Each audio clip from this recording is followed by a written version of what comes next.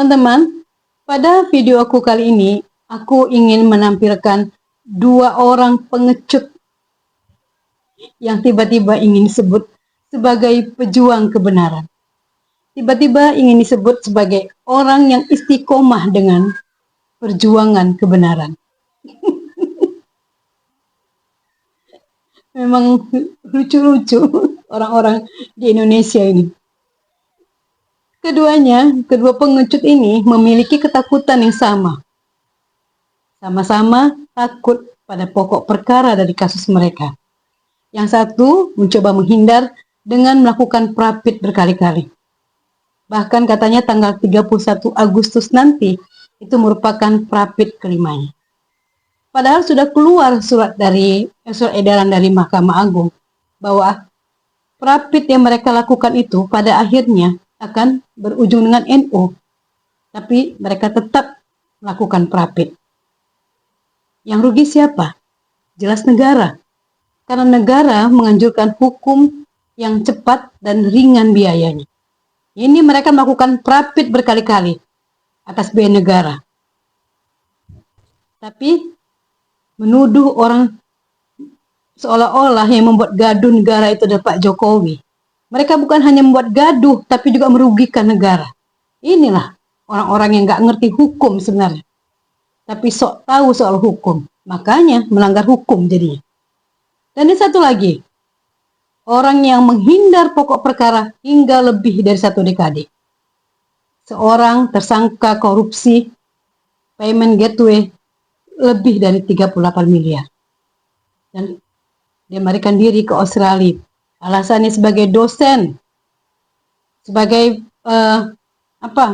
advokat yang punya lisensi di Australia. Meski pada kenyataannya dia bekerja sebagai driver online di sana.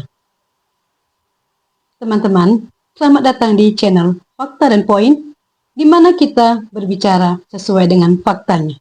Dan faktanya, kedua orang ini yang berasal dari satu partai yang sama pada beberapa tahun yang lalu, kini berada dalam kolam yang sama. Dan orang yang masih ingin terus dipanggil profesor ini, si Denny Indrayana, padahal dia sudah tidak mengajar lagi sejak tahun 2018. Seolah-olah nggak mengerti soal hukum. Tiba-tiba merasa sok kepedean, so akrab dengan Pak Prabowo, meminta Pak Prabowo memakzulkan Gibran dengan melakukan sayembara yang berhadiah uang goib. Karena sampai sekarang kita nggak melihat bukti uang hadiahnya.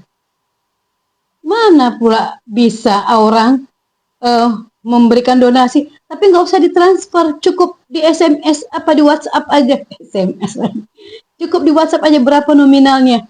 Aku pun bisa bilang, dan aku nyumbang ya 1 triliun. Kan nggak perlu ditransfer. Dan ketahuan bahwa nggak mungkin Mas Gibran akan menunjukkan ijazah SMA-nya. Karena dia memang nggak pernah SMA di Indonesia. Nggak ada ijazah SMA-nya. Yang ada sertifikat. Dan dia memang mengikuti pendidikan yang berbeda dengan pendidikan di Indonesia. Dari mulai sekolah menengahnya di Orchid Park Singapura, kemudian dilanjutkan dengan diploma di UTS Insert. Bukan kursus bahasa Inggris ya Panji. Kau jangan sampai gara-gara kau Aiman kena pecat tuh. Gara-gara kelakuan kau itu yang bilang orang yang kuliah di UTS itu nggak ada program diplomanya. Baiklah teman-teman, kita mulai dari video yang pertama. Kaca dulu, Denny. Gak usah beli kaca yang besar lah. Karena kau pun juga gak gitu besar kan badan kau. Kaca yang sedang-sedang aja, seukuran tinggi kau. Jadi kau bisa mengukur diri kau. Kau wakil presiden bisa di-impeach kalau ada korupsi. Yang korupsi itu siapa? Ini orang ini sama nih. Kelakuannya nih. Sama si Panci ini sama. Persis kan. Ini ya. Aku kagum banget nih dengan pakar hukum tata negara Pak Ruli ini. Habislah dihajarnya. Denny Indrayana. Oke, cuma bisa bilang gitu lah.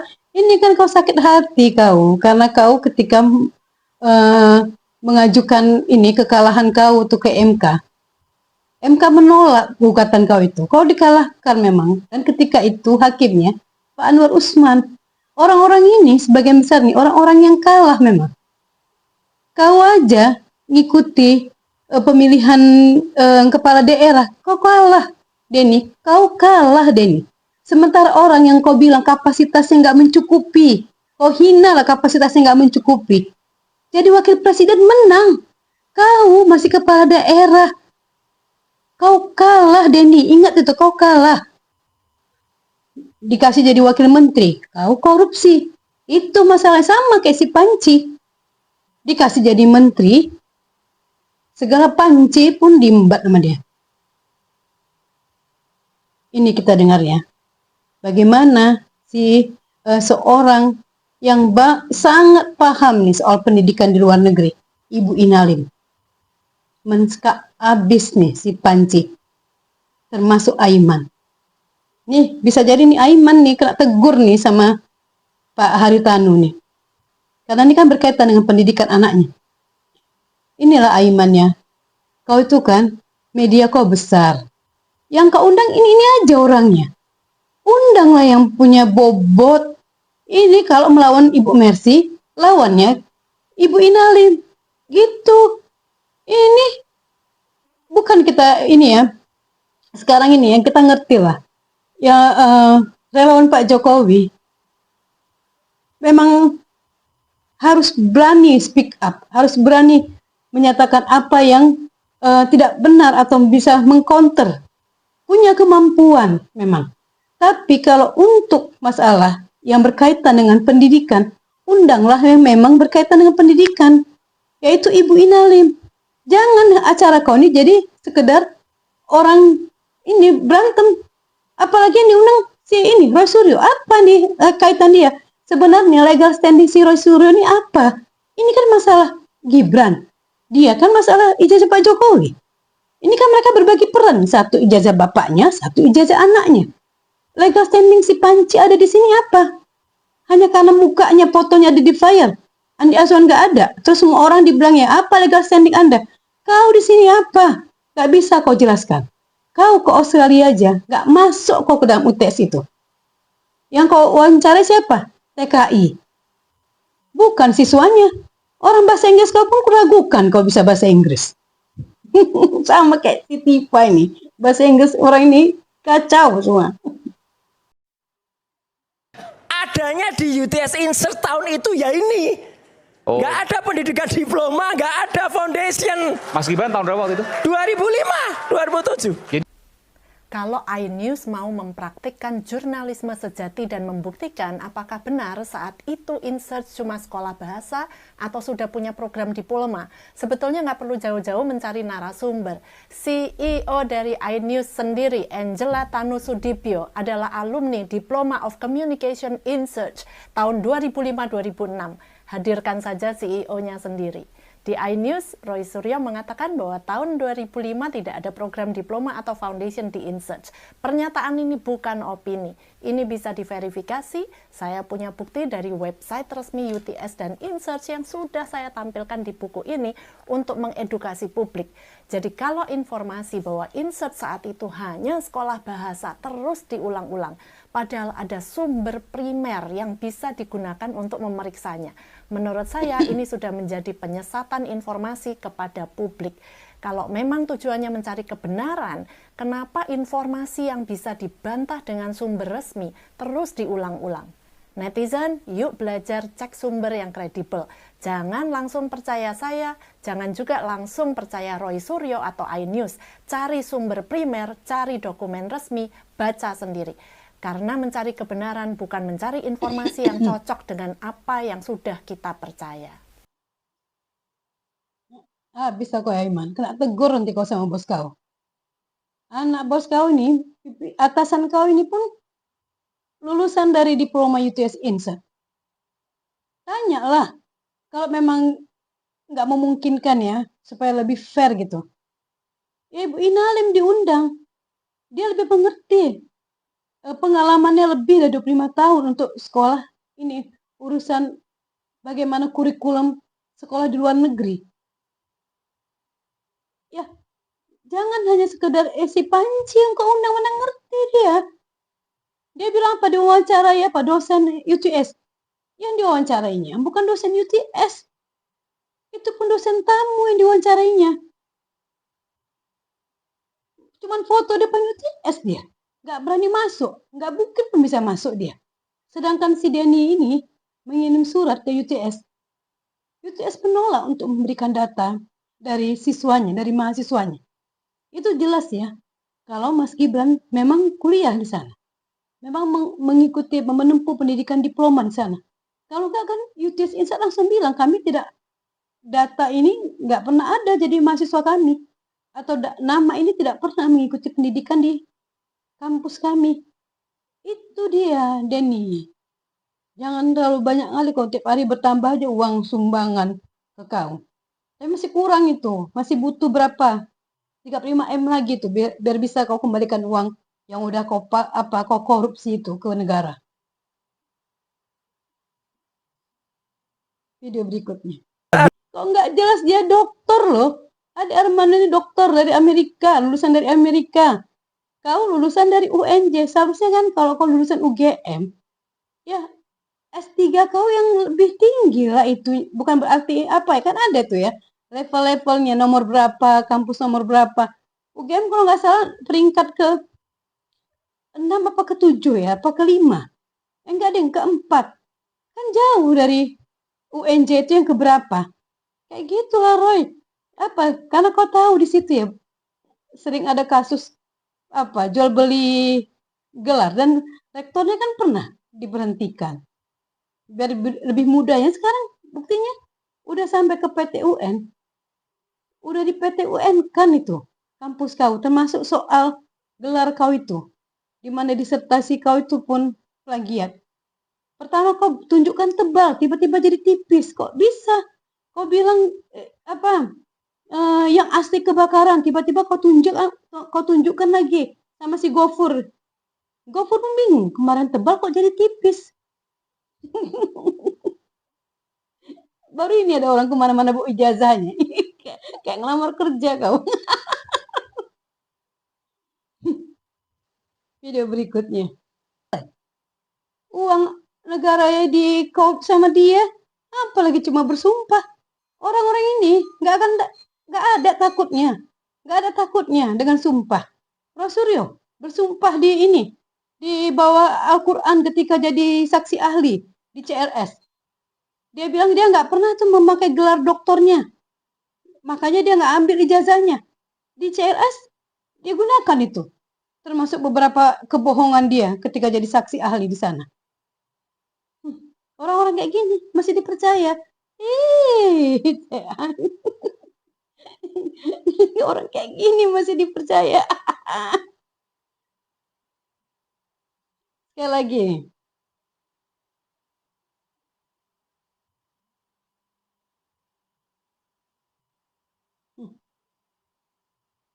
Kalau kau punya hati nurani, nggak korupsi kau. Kalau kau punya hati nurani, nggak korupsi kau. Nggak ada akan kau ini. Nggak kabur kau ke luar negeri sampai lebih dari 10 tahun. Dan anak kau nggak sampai tuh. Akhirnya nggak punya ijazah SMA sama kayak Gibran karena sekolah di luar negeri. Anak kau sendiri nggak punya ijazah SMA ada ini. Gara-gara kelakuan bapaknya kabur. Menghindari hukum. Menghindari pokok perkara. Itu kalau kau punya hati nurani. Kau tuh bagian orang yang mempersulit yang merusak hukum di Indonesia tuh kau lah salah satunya. Kau bilang hukum di Indonesia udah nggak bagus lah menurut kau. Ya salah satu yang buat bagus ya kau lah. Orang-orang kayak kau lah salah satu yang buat nggak bagus hukum di Indonesia ini. Saya melihat secara Kau benci sama Pak Jokowi, Panci. Yang nggak jujur tuh kau. Kau lah orang yang paling nggak jujur kau.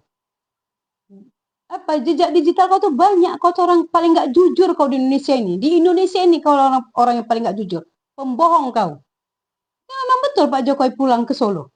Justru rakyat yang mendatangi rumah beliau. Hampir setiap hari nggak pernah putus. rakyat datang ke rumah beliau, mendoakan beliau. Kau? Siapa datang ke rumah kau? Apa? Relawan kau yang udah lansia itu? Biar bisa kau ini saling bertukar apa resep-resep ini ya. Gimana kalau udah lagi asam urat, apalagi kau gula kau kan suka naik ini. Ini kan ditangkap kau lemas kau. Kalau kayak gini semangat kali kau. Kurang ajar kau memang. Kami akan pilih Gibran mau apa kau? Apa pemilu mendatang? Gibran yang kami pilih. Nanti kalau kau masuk kau ke dalam ini, ke dalam penjara, siapa tahu kau keluar nanti dan etes yang di presiden. Ya tahu rasa kau. Apa? Inilah orang busuk hati kau, busuk hati kau. Nggak mempan orang kayak kau menyuruh orang nggak milih keluarga Pak Jokowi, terakhirnya Pak Jokowi nggak mempan. Siapa yang percaya sama kau? Maling pancing mantan napi.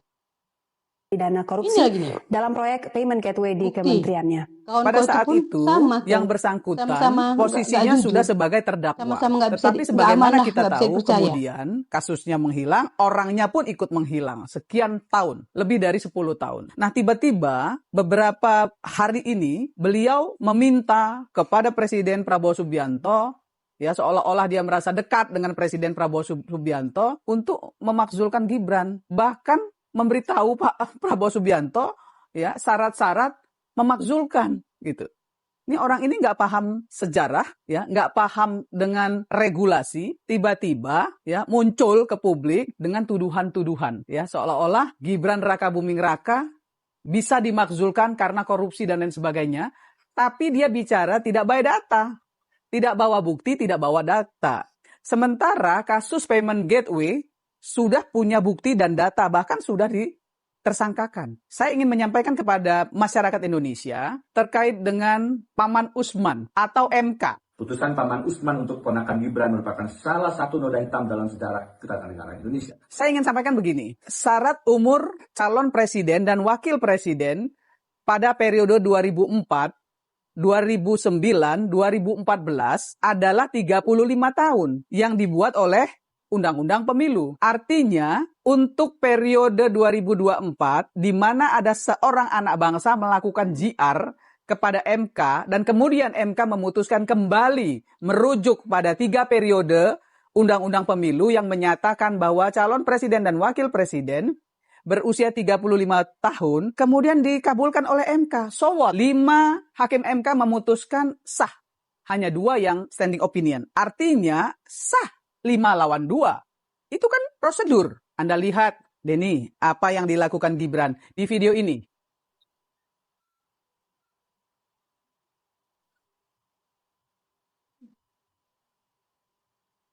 Coba lihat, apa salahnya yang Gibran lakukan? Dia sudah menjalankan fungsi dan tugasnya sebagai wakil presiden. Dia turun ke bawah, dia belusukan, sementara Pak Prabowo melaksanakan fungsi dan tugasnya ke luar negeri, kemudian memberikan tugas kepada wakilnya untuk turun ke bawah. Ini kan satu kesatuan antara presiden dan wakil presiden yang bekerja sama dengan baik. Menurut saya, menurut banyak netizen yang berkomentar di media, apa yang terjadi di balik pernyataan-pernyataan Anda itu? Siapa yang sebenarnya Anda ingin dudukkan menggantikan Gibran? Kan kita tahu Anda berasal dari partai mana. Ya kan? Pasti tudingan itu akan memperburuk image partai tersebut di mata masyarakat. Anda salah. Anda tidak boleh melakukan itu karena partai itu harusnya Anda lindungi. Partai itu mungkin tidak melakukan itu. Tetapi Anda memposisikan partai itu sebagai Betul itu, Bu. sebagai bagian Betul. dari Orang yang inilah yang dicurigai oleh masyarakat. merusak Kasihan nama partai besar tersebut. partai itu. Ini lagi aduh, emak-emak ini. Emak-emak pansos ini. Astagfirullahaladzim. Masalahnya aku kenal orang ini.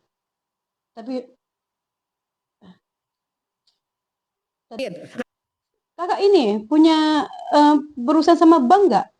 Yang dirahasiakan itu apa? Yang paling penting itu apa? Nama ibu kandung.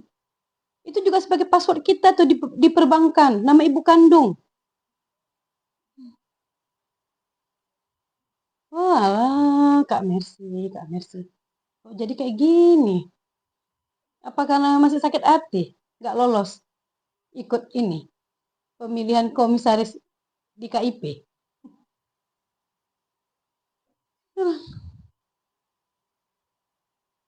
terlalu banyak pemain baru yang cari panggung sini. Dan dia mengakui sendiri memang pansos. Dia sendiri mengakui di acara tersebut. Memang pansos dia. Itulah kualitas mereka, teman-teman. Kita mau bilang apa? Sampai di sini dulu aja video kali ini. Kita lihat kan, orang-orang yang musuh Pak Jokowi itu, orang-orang yang bermasalah. Kebanyakan orang-orang yang bermasalah dan orang-orang yang gagal. Sampai di sini dulu videoku, teman-teman. Jika kalian melihat video ini melintasi timeline kalian, jangan lupa di like, di subscribe, dan di komen. Untuk Pak Jokowi, sehat selalu Bapakku. Musuh Bapak cuma orang receh, Pak. Tapi yang mencintai Bapak, mayoritas rakyat Indonesia, Pak. I love you, Pak Jokowi. Sampai jumpa, teman-teman. Salam.